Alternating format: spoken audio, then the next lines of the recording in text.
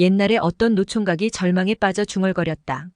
젠장할 전 재산을 사기당하다니 난 바보야. 노총각이 10년 동안 머슴 일을 하면서 모았던 돈을 전부 친구에게 빌려준 게 화근이었다. 친구는 무릎까지 꿇고 빌면서 어머니 약값으로 급전이 필요하다고 눈물을 흘렸다. 제발 부탁하네. 어머니께서 위독하시다네. 어머니를 치료하고 수금을 하면 곧바로 갚는다는 말을 그대로 믿은 것이다. 그러나 어머니께서 위독하다는 말은 거짓말이었고 친구는 빌려준 돈을 투전판에서 하룻밤에 다 날리고 종적을 감췄다. 노총각은 전 재산을 날리고 하루아침에 알거지가 되었고 친구에 대한 배신감과 스스로의 어리석음을 한탄하며 의욕을 잃고 노숙자가 되었다. 어느 날 거지가 된 총각에게 다른 친구가 찾아왔다. 이 친구야 속상한 건 알겠지만 언제까지 이럴 셈인가? 친구는 한 달치 품삯에 해당하는 돈을 건네며 말했다. 이 돈으로 며칠간 추스리고 다시 일을 시작해보게. 돈을 받은 거지는 친구의 바램과는 전혀 다른 생각을 했다. 어차피 망한 인생이라 여긴 거지는 한양의 기방에 가서 신나게 놀아보기로 결심했다. 거지는 때 빼고 광낸 후 비싼 옷을 사 입었다. 거지가 옷값을 치르자 친구가 준 돈은 거의 바닥났다. 남아있는 돈은 모조리 털어서 며칠간 부릴 하인을 고용했다. 거지는 비싼 옷을 입고 하인을 부리자 일찍이 느껴본 적 없던 허세가 생겨났다. 여봐라, 한양에서 가장 비싼 기방으로 안내하거라. 이제 수중에는 한 푼도 없었지만 거지는 무작정 기방으로 갔다. 이리 오너라. 거지가 기방 앞에서 호기롭게 외치자 기생들이 뛰어나왔다. 거지의 그럴싸한 옷차림과 하인을 부리는 모습은 부잣집 한량으로 보이기 충분했다. 나으리 어서 오시와요. 눈앞에 한량이 한 푼도 없는 거지라는 걸 꿈에도 모른 채 기생들은 아양을 부렸다. 여기서 으뜸 가는 기생을 대령하거라. 거지의 요구대로 기방 제1의 기생이 나왔다. 윤이라고 하옵니다. 참고로 윤이와 하루 저녁 술값은 장정 한 명의 일당 반년치랑 맞먹었다. 윤이라고 자신을 소개한 기생은 정성을 다해 거지를 시중들었다. 술잔은 끝없이 채워졌고 안주는 전부 떠먹여줘서 젓가락을 들 필요도 없었다. 특히 윤희의 춤과 노래는 선녀가 강림해서 천상의 선율을 들려주는 듯 했다. 거지가 기방에 온 지 사흘이 지나자 기생들은 이상함을 느꼈다. 부잣집 한량이나 선비들이 며칠씩 놀 때는 하인이 새 옷을 가져오기 마련이었다. 그런데 이 손님은 사흘째 옷도 안 갈아입었고 같이 왔던 하인도 사라져버렸다. 기방의 모든 사람들은 떠올리고 싶지 않은 단어가 떠올랐다. 무전취식.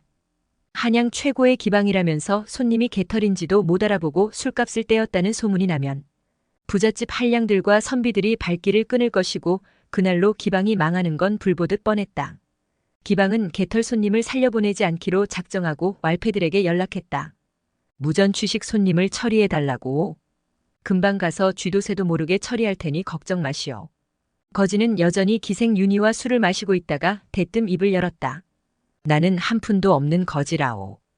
이미 예상했던 터라 윤희는 차분하게 대꾸했다. 술값을 내지 못한다면 살아서 나가지 못할 것이오. 상관없어. 어차피 망한 인생이오. 윤희라고 했던가? 사흘 동안 정말로 즐거웠어. 그대의 이름은 죽어서도 잊지 않으리다. 살려달라고 빌거나 도망갈 줄 알았던 윤희는 당황했다. 말투를 보니 뭔가에 크게 절망하고 마지막으로 놀다가 죽자는 심보였다. 무슨 사연이 있는지는 몰라도 왈패들한테 맞아 죽게 놔둘 순 없다는 느낌이 들었다. 윤희는 끼고 있던 옥반지를 빼서 건네주며 말했다. 이거면 돌아가는 여비로는 충분할 거요. 뒷문으로 나가시오. 맞아 죽을 줄 알았던 거지는 어리둥절했지만 결국 반지를 건네받고 뒷문으로 나갔다. 고향으로 돌아온 첫날 밤의 거지는 돌아가신 어머니 꿈을 꿨다.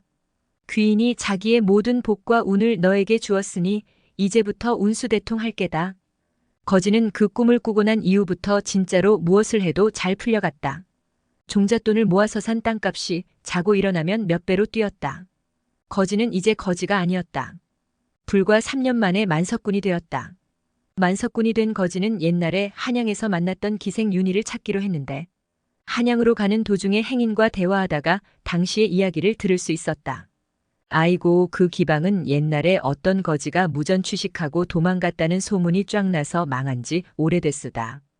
거기서 으뜸 가던 기생도 그날 이후 되는 노릇이 없어서 모은 돈 다 날리고 저기 산속 오두막에서 북개미 장사로 입에 풀칠이나 간신히 한다는구려. 행인의 이야기를 듣고 죄책감을 느낀 거지는 그곳으로 찾아갔다. 이리 오너라. 누구시오? 윤희는 처음엔 거지를 알아보지 못했다. 자기가 살려준 사람도 알아보지 못하는 게요. 윤희는 그제서야 놀라며 말했다.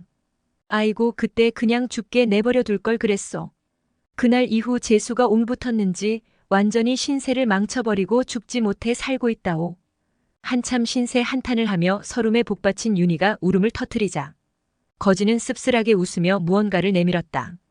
윤희가 줬던 옥반지였다. 이 옥반지를 받아간 그날 어머니께서 꿈에 나와 자네가 나의 귀인이라고 일러주더이다. 그 다음부턴 모든 게 잘 풀려서 지금은 만석군이 되었소이다. 나와 같이 가시겠소? 그 말을 듣고 있던 윤희는 놀라워하면서도 내심 화가 났다. 그 말들이 진짜라면 내 운을 그대에게 다 줘버렸다는 소리군요. 만석군이 됐어도 따라가지 않을 것이오. 나는 첩실이 될 생각은 없어요. 나도 첩실을 드릴 생각은 없어. 부인을 얻는다면 모를까. 나는 아직 총각이요. 윤희는 그 말에 지금까지의 서름과 원한이 풀리는 느낌이 들었다. 평생 기생팔자로 살 줄 알았다가 그것조차 망했는데 갑자기 만석군의 부인이라니 가슴이 두근거렸다. 윤희는 곧바로 승낙하는 건 없어 보인다는 생각이 들긴 했지만 만석군의 마음이 변할까 싶어서 결국은 못 이기는 척 따라 나섰다. 두 사람은 곧바로 혼례식을 올렸고 아들, 딸 낳고 행복하게 살았으며 만석군의 재산은 더욱 번창했다. 여담으로 만석군의 돈을 떼먹고 도망갔던 친구를 우연히 만났다고 전해진다. 그는 여전히 투전판을 맴돌며 밑바닥을 전전하고 있었는데 오히려 그때 사기를 쳐줘서 만석군이 됐으니 고맙다고 인생사 세웅지 마라고 말하며 싸대기 한 대로 퉁쳤다고 한다.